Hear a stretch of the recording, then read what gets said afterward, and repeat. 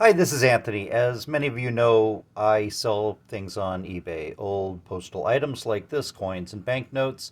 And I'm going to tell you about an envelope that I found that's related to this one, but we'll start with the other story.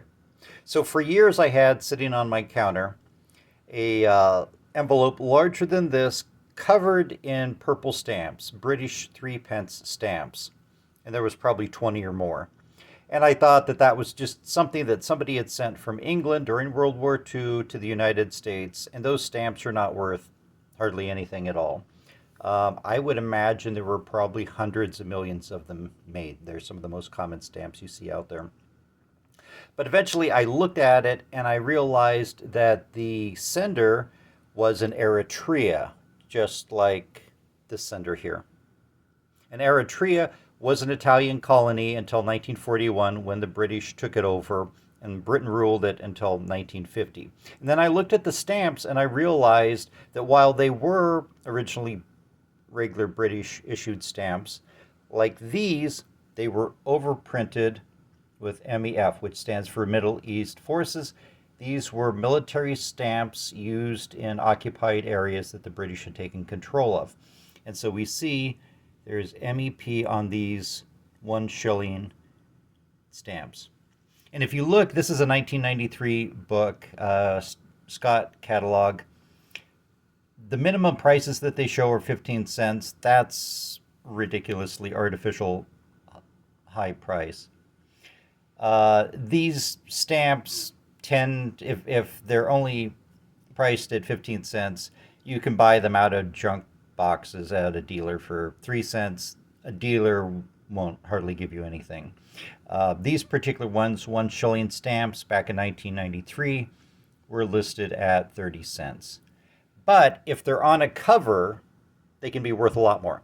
Now, this other cover that I told you about was a air mail registered cover. It was larger, it was covered in these stamps, and it had censor tape along the left-hand side.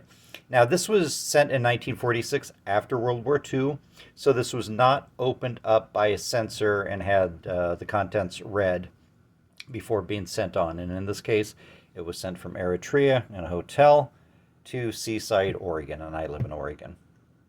Now, the back here, interestingly enough, we have a very faint postmark, Khartoum, Sudan, and it looks like 1945, but you can't read the rest of the date.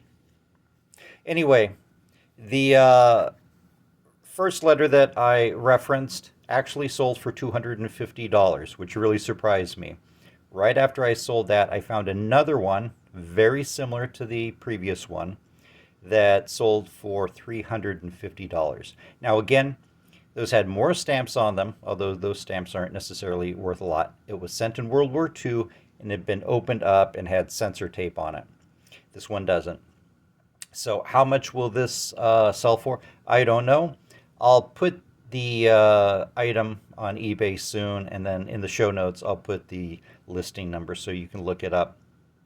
One thing to point out, these are 1 shilling stamps each, so this costs 2 shillings to send by airmail.